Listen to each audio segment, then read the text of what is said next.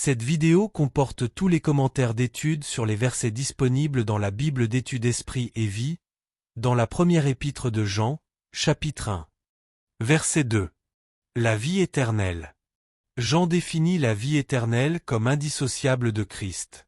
On ne la reçoit que par la foi en Jésus-Christ et en étant en communion avec lui, verset 2, versets 6 à 7, chapitre 2 versets 22 à 25, 5 verset 20.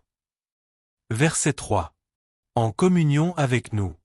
Le terme « communion », en grec koinonia, signifie littéralement « avoir en commun ». Il implique partage et participation. Les chrétiens sont en communion parce qu'ils ont une foi commune, Tite 1 verset 4, Jude 1 verset 3, une grâce de Dieu commune en Christ, 1 Corinthiens 1 verset 9, Philippiens 1 verset 7, une présence intérieure commune de l'Esprit, Jean 20 verset 22, Romains 8 verset 9 et verset 11, des dons communs de l'Esprit, Romains 15 verset 27, et un ennemi commun, chapitre 2 verset 15 à 18, 1 Pierre 5 verset 8. Il ne peut y avoir aucune communion véritable avec ceux qui rejettent l'enseignement de la foi du Nouveau Testament, 2 Jean 7 à 11, voir Galates 1 verset 9, note. Verset 6. Nous sommes en communion avec lui. Marcher dans les ténèbres signifie vivre dans le péché et goûter aux plaisirs immoraux. De telles personnes ne peuvent pas être en communion avec lui, c'est-à-dire qu'elles ne sont pas nées de Dieu, voir chapitre 3 versets 7 à 9, Jean 3 verset 19, 2 Corinthiens 6 verset 14.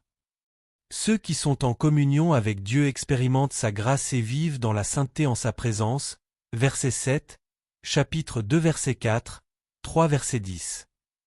Verset 7. Si nous marchons dans la lumière. Cela signifie croire à la vérité de Dieu telle qu'elle est révélée dans sa parole, et faire un effort sincère et soutenu par sa grâce de la suivre en parole et en œuvre.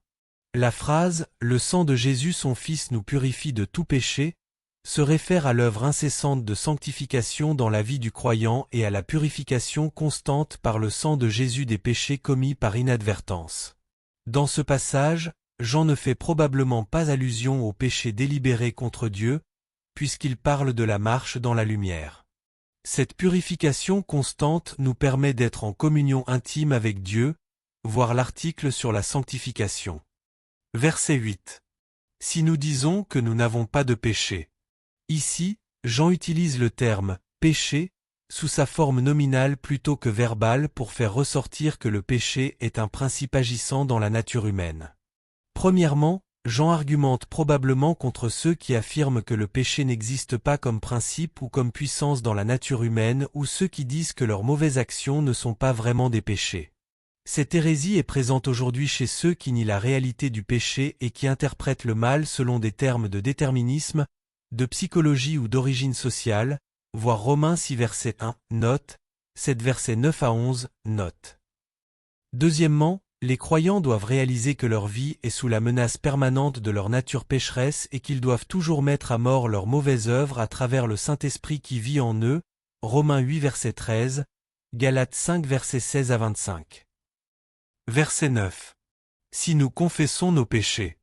Nous devons reconnaître nos péchés et rechercher le pardon et la purification auprès de Dieu. Deux conséquences s'ensuivent. Premièrement, le pardon et la réconciliation avec Dieu. Deuxièmement, la purification, c'est-à-dire la disparition, de la culpabilité et la destruction de la puissance du péché afin de pouvoir vivre dans la sainteté. Psaume 32 versets 1 à 5, Proverbe 28 verset 13, Jérémie 31 verset 34, Luc 15 verset 18, Romains 6 verset 2 à 14. Verset 10. Si nous disons que nous n'avons pas péché. Si nous prétendons n'avoir jamais péché, et par conséquent, ne pas avoir besoin de la mort expiatoire de Christ, alors nous faisons de Dieu un menteur, voir Romains 3 verset 23.